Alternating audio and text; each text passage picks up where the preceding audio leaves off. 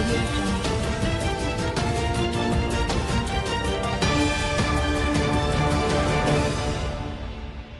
News 24 এর সকালের সংবাদে আপনাকে স্বাগতম। শুরুতেই জানিয়ে দিচ্ছি সংবাদ শিরোনাম, পরে থাকবে বিস্তারিত।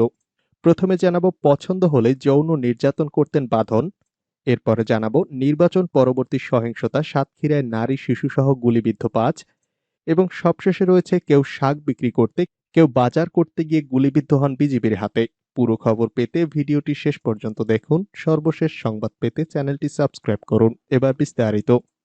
পছন্দ হলে যৌন নির্যাতন করতেন বাঁধন। গাজীপুর মহানগরের ভরুলিয়ার কালা শিকদারের ঘাট এলাকায় ভাওয়াল মাদকাসক্ত পুনর্বাসন কেন্দ্রে অভিযান চালায় র্যাব। এরপর বেরিয়ে আসে সব চাঞ্চল্যকর তথ্য। ওই মাদকাসক্ত পুনর্বাসন কেন্দ্রের মালিক ফিরোজা নাজনীন বাঁধন কেন্দ্রে ভর্তি হওয়া কোনো রোগী পছন্দ হলে তার উপর যৌন নির্যাতন চালাতেন বলে জানা গেছে। এছাড়া ওই মাদক নিরাময় কেন্দ্র থেকে মাদক উদ্ধার করা হয়েছে। মাদকাসক্তদের পুনর্বাসনের জন্য কেন্দ্র খোলা হলেও সেখানে চলত শারীরিক, মানসিক ও যৌন নির্যাতন। কেন্দ্রে চিকিৎসা নিতে আসা রোগীদের কাছ থেকে হাতিয়ে নিত লাখ লাখ টাকা। কোনো রোগী তাদের অভিভাবকদের কাছে নির্যাতনের অভিযোগ করলে তার উপর নির্যাতনের মাত্রা আরও বেড়ে যেত। নিরাময় কেন্দ্রের মালিক ফিরোজা নাজনীন বাঁধন সহ ওই কেন্দ্রের সব কর্মকর্তা কর্মচারীরাও ছিলেন মাদকাসক্ত। নাম প্রকাশে অনিচ্ছুক এক রোগী জানান, কেন্দ্রে চিকিৎসা নিতে আসা রোগীকে কেন্দ্রের মালিক ফিরোজা নাজনীন বাঁধনের পছন্দ হলে তার উপর যৌন নির্যাতন চালানো হতো। অপর এক রোগীর মা জানান, তার ১৬ বছরের একমাত্র ছেলে ৭ মাস ধরে এই কেন্দ্রে অবস্থান করছে। এজন্য তার কাছ থেকে ১.৫ লাখ টাকা নেওয়া হয়েছে, কিন্তু ওই ছেলে নিরাময় কেন্দ্র ছেড়ে আর বাড়ি ফিরে যেতে চাইছিল না। মঙ্গলবার সকাল থেকে সন্ধ্যা পর্যন্ত মহানগরের ভরুলিয়ার কালা শিকদার ঘাট এলাকায় ভাওয়াল মাদকাসক্ত পুনর্বাসন কেন্দ্র নামক একটি প্রতিষ্ঠানে র্যাব ও মাদকদ্রব্য নিয়ন্ত্রণ অধিদপ্তরের অভিযানে এমন তথ্য পাওয়া গেছে। ওই ঘটনায় ওই পুনর্বাসন কেন্দ্রের মালিক ফিরোজা নাজনীন বাঁধন সহ ৫ জনকে আটক করেছে র্যাব। এ সময় ওই কেন্দ্র থেকে ৪২০ পিস ইয়াবা ট্যাবলেট উদ্ধার করা হয়। কেন্দ্রটি মাদকদ্রব্য নিয়ন্ত্রণ অধিদপ্তর সিলগালা করে দিয়েছে। নির্বাচন পরবর্তী সহিংসতা, সাতক্ষীরায় নারী শিশুসহ গুলিবিদ্ধ ৫। নির্বাচন পরবর্তী বিজয় মিছিল থেকে উস্কানিমূলক কথাকে কেন্দ্র করে দুপক্ষের ইটপাটকেল ছোড়ার এক পর্যায়ে পরাজিত প্রার্থীর বাড়ি থেকে ছোড়া গুলিতে নির্বাচিত চেয়ারম্যানের ৫ কর্মী গুলিবিদ্ধ হয়েছেন। এ সময় ইটের আঘাতে আহত হয়েছেন আরও ৩ জন। বৃহস্পতিবার সকাল ৮:৩০টার দিকে সাতক্ষীরার আশাশুনি উপজেলার খাজরা ইউনিয়নের তুয়ারডাঙ্গা ব্রিজের কাছে এ ঘটনা ঘটে। এদিকে দুপুর ১টার দিকে প্রতাপনগর ইউপির নবনির্বাচিত চেয়ারম্যান আবু দাউদকে কুপিয়ে জখম করেছে পরাজিত নৌকা প্রতীকের কর্মী সমর্থকরা।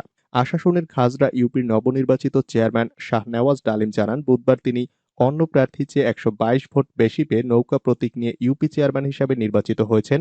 বৃহস্পতিবার সকালে বিজয় মিছিলের সময় পরাজিত প্রার্থী ওহিদুল ইসলামের কর্মীরা গালিগালাজ করে। এক পর্যায়ে উভয় পক্ষ ইটপাটকেল নিক্ষেপ করার সময় পরাজিত প্রার্থী ওহিদুল ইসলামের বাড়ির দোতলা থেকে গুলি চালায়। এতে তার ভাতিজা সহ ৫ জন গুলিবিদ্ধ হয়েছে। কেউ শাক বিক্রি করতে, কেউ বাজার কিনতে গিয়ে গুলিবিদ্ধ হন বিজিবির হাতে। বগুড়ার গাবতলীতে ইউপি নির্বাচনে ভোট গণনাকে কেন্দ্র করে গন্ডগোলে বিজিবির গুলিতে নিহত ৪ জনের একজন রিকশা চালক, ২ জন দিনমজুর এবং অপরজন গৃহিণী। নিহত নারী কুলসুম বেগম সংরক্ষিত নারী সদস্য প্রার্থীর এজেন্ট ছিলেন। অন্যদের মধ্যে একজন ভোট কেন্দ্রের পাশের বাজারে শাক বিক্রি করতে, একজন সংসারের বাজার করতে এবং অপরজন ভোটের ফল জানতে ঘটনাস্থলে গিয়েছিলেন। এ সময় তারা ভোট কেন্দ্রের গন্ডগোলে বিজিবির ছোড়া গুলিতে নিহত হন। এসব শ্রমজীবী মানুষের বাড়িতে এখন স্বজনদের মাতম চলছে। স্থানীয় লোকজন অভিযোগ করেছেন, বিনা উস্কানিতে বালিয়াদিঘি ইউনিয়নের কালাইহাটা সরকারি প্রাথমিক বিদ্যালয় ভোট কেন্দ্রের কর্তব্যরত নির্বাহী ম্যাজিস্ট্রেট গুলির নির্দেশ দিলে আইনশৃঙ্খলা রক্ষাকারী বাহিনী ভোট কক্ষের জানালা দিয়ে নির্বিচারে গুলি চালিয়েছে। এতে বাজার করতে আসা পথচারী ও সাধারণ মানুষ গুলিবিদ্ধ হয়ে প্রাণ হারিয়েছেন। বাংলাদেশও কাঁটাতারে ঝুলে আছে, মন্তব্য গয়েশ্বর চন্দ্র রায়ের। ফেলানির প্রসঙ্গ টেনে বিএনপির স্থায়ী কমিটির নেতা গয়েশ্বর চন্দ্র রায় বলেছেন, বর্তমান পরিস্থিতি বিবেচনায় মনে হয় বাংলাদেশও কাঁটাতারের বেড়ায় ঝুলে আছে, কিন্তু এভাবে ঝুলতে দেওয়া যাবে না। গয়েশ্বর চন্দ্র রায় বলেন, এ সরকারের পতনের পর পাড়া মহল্লায় বড় বড় ডিজিটাল ব্যানারে লেখা থাকবে, এই গ্রামে কোনো আওয়ামী লীগ নেই, এমনকি গোপালগঞ্জেও। বৃহস্পতিবার রাজধানীতে ঢাকা রিপোর্টার্স ইউনিটিতে দেশ বাঁচাও মানুষ বাঁচাও আন্দোলনের উদ্যোগে ফেলানি এবং সীমান্ত শীর্ষক আলোচনা সভায় গয়েশ্বর চন্দ্র রায় এসব কথা বলেন। ২০১১ সালের ৭ জানুয়ারি ভোরে ভারতীয় দালালদের সহায়তায় কুড়িগ্রামের ফুলবাড়ির অনন্তপুর সীমান্ত দিয়ে বাবা নুরুল ইসলামের সঙ্গে বাড়ি ফিরছিল ফেলানি। মই দিয়ে কাঁটাতারের বেড়া পার হওয়ার সময় বিএসএফ এর সদস্য অমিয় ঘোষের গুলিতে ফেলানি মারা যায়। এরপর তার দেহ অন্তত ৫ ঘন্টা কাঁটাতারের বেড়ায় ঝুলে থাকে। আলোচনা সভায় গয়েশ্বর চন্দ্র রায় বলেন, বাংলাদেশের সার্বভৌমত্ব হুমকির সম্মুখীন। পৃথিবীর সব দেশেই সীমান্ত অতিক্রমের ঘটনা ঘটে, তাতে গ্রেফতার হয়, বিচার হয়, কিন্তু গুলি করে হত্যা করা হয় না। বাংলাদেশের ক্ষেত্রে ১০ বছর ধরে এটা নিয়মিত হচ্ছে। বাংলাদেশের বর্ডার গার্ড বাংলাদেশ গুলি না করার সিদ্ধান্ত নিলেও ভারতের বিএসএফ পাখি শিকারের মতো গুলি করছে। বিএসএফ একতরফা গুলি করছে। প্রতি বছরই বাংলাদেশ গুলি অস্ত্র কিনছে, তবে তা ব্যয় হচ্ছে জনগণকে মারার জন্য। সরকারের আইন শৃঙ্খলা রক্ষাকারী বাহিনীর কয়েকজন কর্মকর্তার বিরুদ্ধে নিষেধাজ্ঞায় একটি অংশের কাঁপুনি শুরু হয়েছে উল্লেখ করে বিএনপির এই নেতা বলেন, কিন্তু বৃহত্তর অংশ আশার আলো দেখছে। দুষ্ট দমনে আমরা ব্যর্থ হলেও গণতান্ত্রিক বিশ্বের চোখ কান খোলা। সামাজিক যোগাযোগ মাধ্যমে সরকারের প্রভাবশালী ব্যক্তিদের ভিসা বাতিলের খবর আসছে উল্লেখ করে গয়েশ্বর চন্দ্র রায় বলেন, বিদেশে পালানোর পথ রুদ্ধ। পরীক্ষামূলকভাবে সাবেক প্রতিমন্ত্রী মুরাদ হাসানকে পাঠানো হয়, কিন্তু তাকে কোনো দেশেই জায়গা দেয়নি।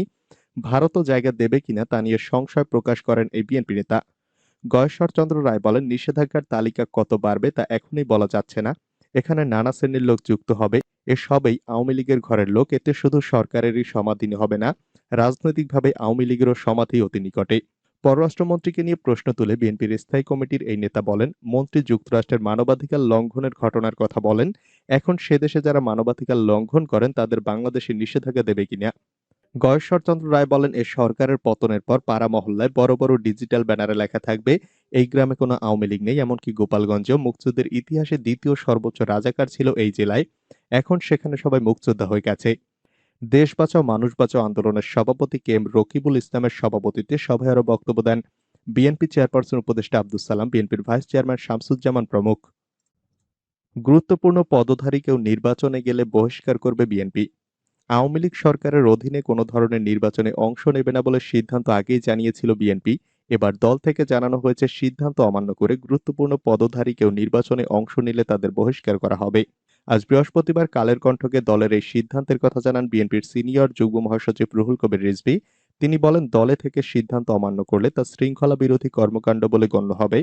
গুরুত্বপূর্ণ পদধারী কেউ নির্বাচন করলে তাকে বহিষ্কার করা হবে। তিনি জানান, নোয়াখালী পৌরসভা নির্বাচনে মেয়র পদে প্রার্থী হওয়ায় জেলা বিএনপির ২ নেতাকে পদ থেকে অব্যাহতি দেওয়া হয়েছে।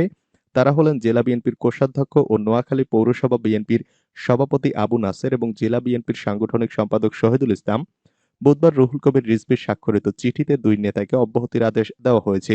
জানা গেছে, অব্যাহতি পাওয়া ২ নেতার মধ্যে আবু নাসের স্বতন্ত্র প্রার্থী হিসেবে নারিকেল গাছ এবং শহীদুল ইসলাম স্বতন্ত্র প্রার্থী হিসেবে কম্পিউটার প্রতীকে নির্বাচনে প্রতিদ্বন্দ্বিতা করছেন। এদিকে নারায়ণগঞ্জ সিটি কর্পোরেশন নির্বাচনের স্বতন্ত্র মেয়র প্রার্থী তৈমুর আলম খন্দকারকে এবার জাতীয়তাবাদী আইনজীবী ফোরাম থেকে অব্যাহতি দেওয়া হয়েছে। বিএনপির মিডিয়া উইংয়ের সদস্য সাইরুল কবির খানের তথ্য জানিয়েছেন। খালেদা জিয়ার রক্তক্ষরণের উৎস বন্ধ করা হয়েছে। বিএনপি চেয়ারপারসন খালেদা জিয়ার ক্ষুদ্রান্তের নিচে রক্তক্ষরণের উৎস বন্ধ করতে ব্যান্ড লাইগেশন করা হয়েছে। এর ফলে সাময়িকভাবে তার রক্তক্ষরণ বন্ধ আছে বলে জানিয়েছেন দলের একাধিক গুরুত্বপূর্ণ নেতা ও চিকিৎসক। তবে লিভার সিরোসিসে আক্রান্ত হওয়ায় যেকোনো সময় নতুন উৎস দিয়ে রক্তক্ষরণ হতে পারে। নাম প্রকাশে অনিচ্ছুক খালেদা জিয়ার ঘনিষ্ঠ একটি সূত্র জানিয়েছে, সোমবার রাতে এন্ডোস্কোপির মাধ্যমে উৎসটি চিহ্নিত করে তার ব্যান্ড লাইগেশন করা হয়। ২৭ ডিসেম্বর ক্যাপসুল এন্ডোস্কোপি পরীক্ষায় তার ক্ষুদ্রান্তের নিচের রক্তক্ষরণের এই উৎসটি দেখতে পান চিকিৎসকেরা। এর আগে খালেদা জিয়ার ব্যক্তিগত চিকিৎসক ও দলের vice chairman doctor AZM Zahid Hossain বলেছেন, চিকিৎসকেরা তাকে পর্যবেক্ষণে রেখেছেন। তার যে ধরনের চিকিৎসা দরকার সেরকম প্রযুক্তিগত সমন্বিত সুবিধা ও সরঞ্জামাদি বাংলাদেশের কোনো হাসপাতালে নেই। দ্রুত বিদেশে পাঠালে তার উন্নত চিকিৎসা সম্ভব। এজেন্ডা বাস্তবায়নে মাহবুব তালুকদার মিথ্যাচার করেন, মন্তব্য সিইসির। চলমান ইউনিয়ন পরিষদ নির্বাচন নিয়ে নির্বাচন কমিশনার মাহবুব তালুকদারের দেওয়া বক্তব্যকে প্রধান নির্বাচন commissioner K M Nurul Huda বলেন, মাহবুব তালুকদার মিথ্যাচার করেন। তিনি উদ্দেশ্যপ্রণোদিত বক্তব্য দেন। হয়তো তার কোনো এজেন্ডা আছে, সেটা বাস্তবায়নের জন্য তিনি এমন বক্তব্য দেন। বৃহস্পতিবার সোনারগাঁও হোটেলে ভোটার তালিকায় পরিচয়হীনদের পিতামাতার নাম লিপিবদ্ধকরণে জটিলতা নিরসন শীর্ষক কর্মশালা শেষে তিনি সাংবাদিকদের কাছে একথা বলেন। মাহবুব তালুকদারের এ বক্তব্যের বিষয়ে জানতে চাইলে প্রধান নির্বাচন কমিশনার সাংবাদিকদের বলেন, উনি তো সবসময় এরকম বলেন, এক একটা সময় এক একটা শব্দ চয়ন করেন। এই কথাগুলো অপ্রাসঙ্গিক, অপ্রচারমূলক, নির্বাচন কমিশনকে অপবাদ দেওয়া কথা। সিসি আরো বলেন, ভোট যুদ্ধ আছে, ভোট নেই, তাহলে ৭৫% ভোটার কোথা থেকে আসে? টেলিভিশনে দেখেছেন সারিবদ্ধভাবে নারী পুরুষ দীর্ঘক্ষণ লাইনে দাঁড়িয়ে ভোট দেন, তাহলে এরা কারা? এরা কি ভোটার নন? সুতরাং ওনার কথার কোনো সঙ্গতি নেই। এর আগে গতকাল বুধবার পঞ্চম ধাপের ইউপি নির্বাচন পর্যবেক্ষণ শেষে মাহবুব তালুকদার বলেছিলেন, সন্ত্রাস ও সংঘর্ষ যেন ইউপি নির্বাচনের অনুষঙ্গ হয়ে উঠেছে। এখন ভোট যুদ্ধে যুদ্ধ আছে, ভোট নেই। ইউপি নির্বাচনে এখন উৎসবের বাদ্যের বদলে বিষাদের করুণ সুর বাজছে। নির্বাচন ও সন্ত্রাস একসঙ্গে চলতে পারে না। এরপরেই পুলিশের একটি টিম মুরাদের বাসায় যায়। এ ব্যাপারে ধানমন্ডি থানার ওসি ইকরাম আলী মিয়া সমকালকে বলেন, 999 থেকে কল পেয়ে সাবেক প্রতিমন্ত্রী মুরাদ হাসানের 15 নম্বর সড়কের বাসায় পুলিশ পাঠানো হয়েছে। স্বামীর বিরুদ্ধে নির্যাতন ও প্রাণনাশের হুমকির অভিযোগ আনেন তিনি। এ ব্যাপারে লিখিত অভিযোগ পেলে পরবর্তী আইনি ব্যবস্থা নেওয়া হবে। 999 মুরাদের স্ত্রীর ফোন বাসায় পুলিশ। জাতীয় জরুরি সেবা 999 ফোন করে পুলিশের সহযোগিতা চেয়েছেন সাবেক প্রতিমন্ত্রী ডাক্তার মুরাদ হাসানের স্ত্রী ডাক্তার জাহানারা এহসান। আজ বৃহস্পতিবার দুপুরে তিনি ফোন করে জানান তাকে মারধর করা হচ্ছে, এমনকি প্রাণনাশের হুমকি দেওয়া হচ্ছে। 999 থেকে বিষয়টি জানানো হয় ধানমন্ডি থানা পুলিশকে।